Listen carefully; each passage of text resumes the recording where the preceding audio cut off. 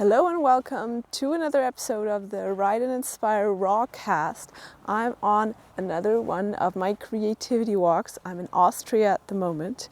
It's really cold and rainy and I'm on a morning walk, walking through fields with lots of grains and some beautiful red flowers, purple flowers, and it's raining. But I really wanted to record this episode for you. It's episode 23 and the topic I want to address today is speed your friend? I'm sure you've heard it. Speed is your friend. And I want to look at that, let's say, saying. I want to say, is it true? If it is, when is it true? And if it's not true, why it's not true. So I really want to look at it from different views, and I want to talk about it in my experience as a full-time mountain bike coach and as an instructor trainer, working with a lot of coaches, training them, and also talking with other instructor trainers and finding out if this really is true, why do people say this, and how can it be dangerous, because in my opinion it is a very dangerous saying. So the first thing I want to look at is it true in general? So is speed your friend? Well, like everything in life, there is some truth to it. You just need to put it into perspective. Some skills are only possible with speed. For example, if you want to jump a gap, then yes, you need a specific speed to jump over the gap. However, you can also jump this gap with less speed if you have the skills, which already brings me to something that I usually say: if you think you were too slow, then maybe your skills weren't good enough, because this applies to many other things as well. Don't worry, I'm going to get into this. Also, there are skills like wall rides where you need the centripetal forces to glue you to the wall. I just published a video about this a few days ago. I'm going to link it below, so you know how to ride a wall ride and why you need speed for it. So yes, there are specific skills and maneuvers or features that require you to ride at a specific speed. So yes, for these features, speed is your friend. Also, when you're on a very, very technical trail and there are lots of huge exposed routes, then especially if this is in a bike park, then it will be easier to ride this faster because your wheels don't fall into the holes every time. So just imagine there are holes between the routes and your front wheel, if you're riding slowly, will fall into the ditch between two routes. So then you will get stuck and it's much harder to ride this. So then yes, also here, speed is your friend. It will be easier to ride this quicker. And this brings me to the main thing why I'm almost allergic to this saying, because I hear it a lot, especially men say it to their women. They say, hey honey, just let go of the brakes, speed is your friend. And although, as I said, there is some truth to this, and there are some maneuvers and some trails that are only possible with speed or easier with speed, it's not a general rule, and mostly when men are saying this to their women, it's not the case. And I'm going to look at it why that is the way it is, the way I'm going to explain in this episode. Another important thing is that there's a huge difference between bike park and natural trails. I ride a lot of natural hiking trails here in Europe, so these trails are not built specifically to ride them. They are built for hikers, and then yes, you can ride them with a mountain bike, but they are different than bike park trails, which are usually built for speed. So in a bike park, often speed will be your friend for specific maneuvers, but on natural trails, speed will actually start to be your enemy, because there are so many technical sections and then they are directly followed by a very tight turn, for example. Or if you ride straight ahead, you're just going to fall down a cliff. For example, in Sedona, most of the trails are built for speed, but then some of the double black or even red trails, or in Whistler, they cannot be ridden with speed. So if you only ride with speed, you're gonna plateau at a specific level, because after a specific level, when the trails get very, very tacky, you won't be able to ride them with speed anymore. So you will need a lot of what I call slow speed poise. And that's why there is a difference between bike park trails or built trails and natural trails. And usually, generally speaking, bike park trails will be easier to ride with more speed than natural trails. I've already touched on this a second ago, that I said that after a specific level, you won't be able to ride with speed anymore. So what actually happens is if people ride too quickly, too fast, so after being a beginner and then progressing to being an intermediate, they ride very fast directly, what they actually do is often they mask their errors in their foundational skills. So they will ride quickly, not only because they enjoy it, but also because they are masking their errors in their body positioning, in their braking skills, and in their overall ability to tackle obstacles slowly, because of course a quickly rolling wheel is more stabilized, and a wheel with more momentum will roll over obstacles easier than a slow wheel. So if you don't have very good skills at rolling over obstacles and maneuvering very techy sections slowly because you don't have the balance, then yes, speed will make it easier for you. So you can mask your errors by just adding speed.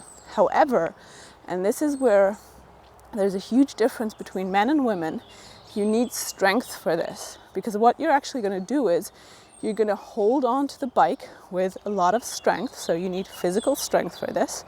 And then the bike, especially if you have a full suspension bike with a lot of travel, the bike will just roll over the obstacles and you'll come to the bottom in one piece.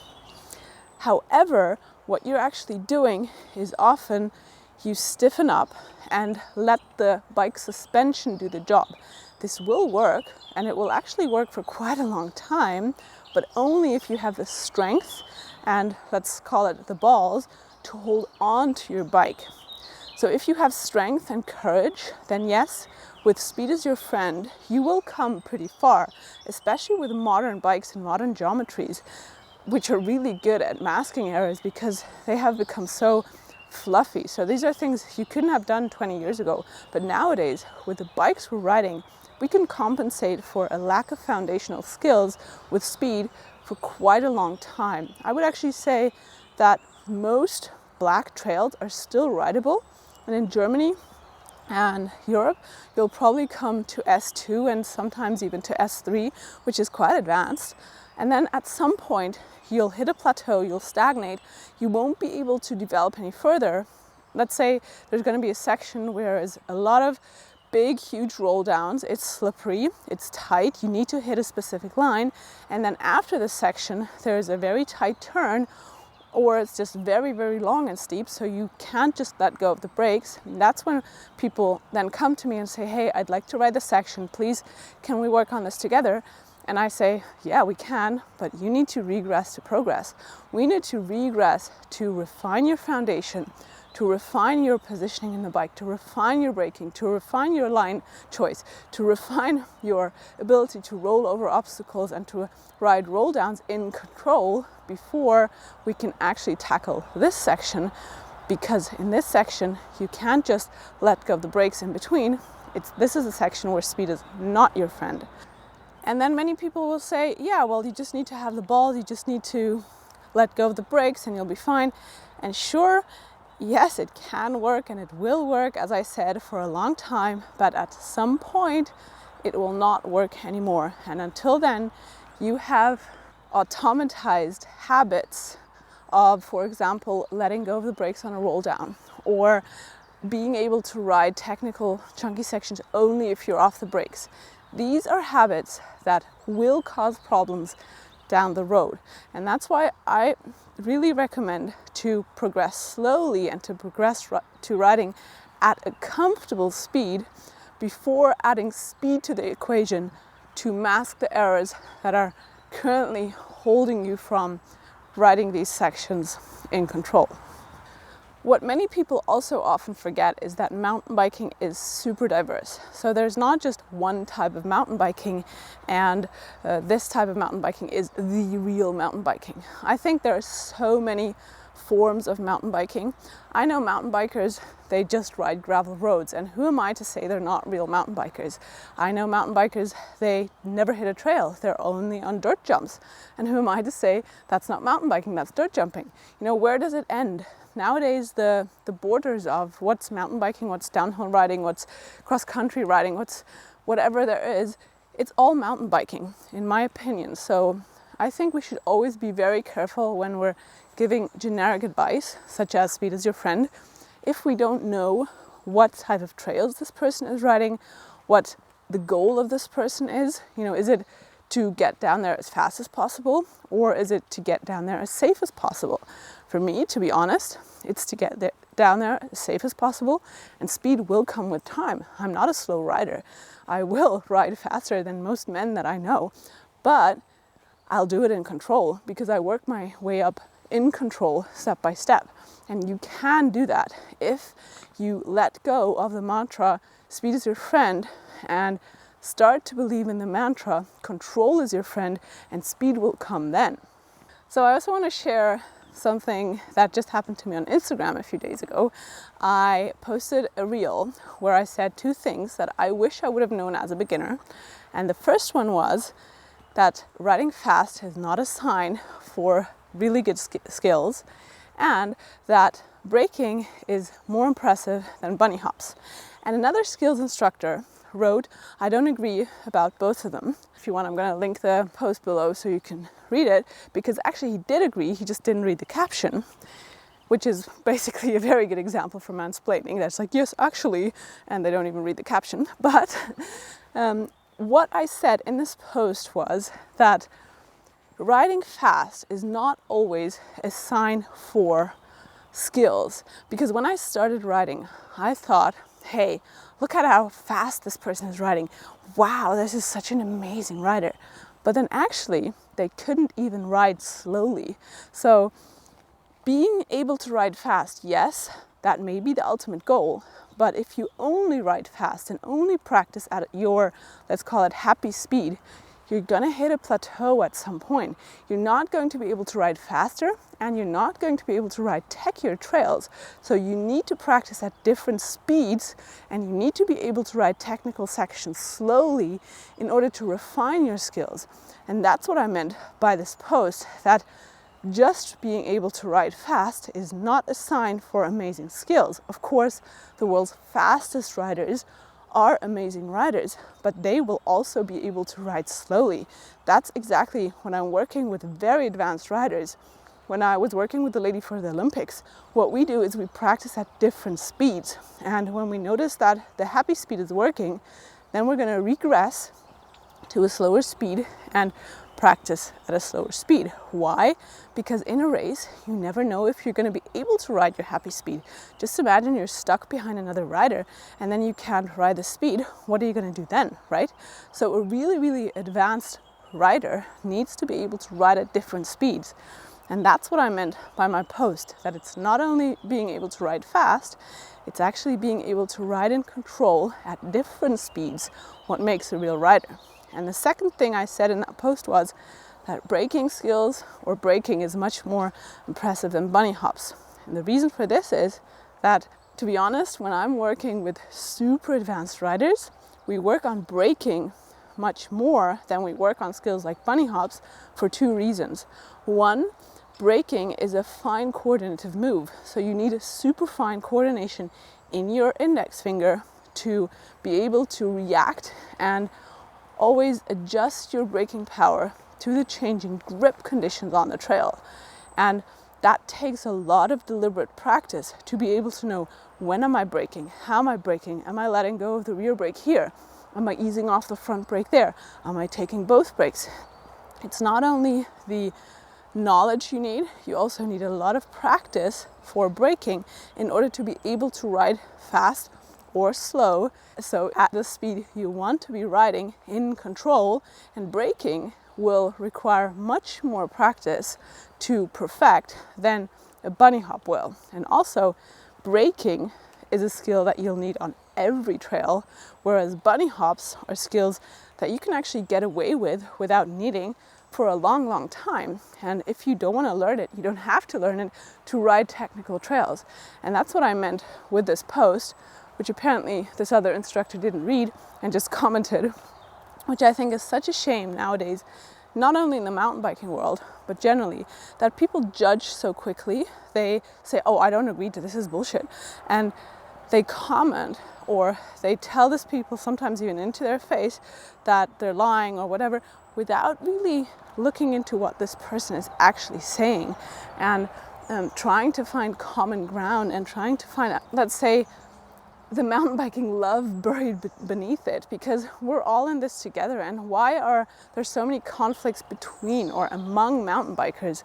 Why can't we look, of course we can disagree, but I mean, we can look at what the matter is at hand and then talk about it in a more educated way. And I think it's a shame if instructors are disagreeing with other instructors publicly and not even reading what they're writing. I mean, I think it's just, we owe the community that we talk to each other in a more, let's say it, respectful way, especially when the industry wants more women on bikes. And then I get mansplained so often, and I'm sorry I'm using this term, but it just happens, and it just hasn't happened to me a single time from another woman. But it happens to me all the time from other men, that they're like, yeah, actually, I've been riding for da-da-da, and they don't even know anything about me, how long I've been coaching, how many people I've trained, and they want to tell me that because they're a faster rider, they're a better instructor. I'm like,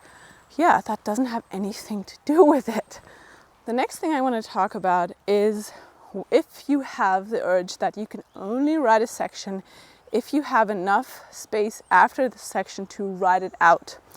That's usually a sign that you really need to work on your control, and I would recommend to do that quickly, because otherwise you're automatizing those habits that will cause you problems in the long run.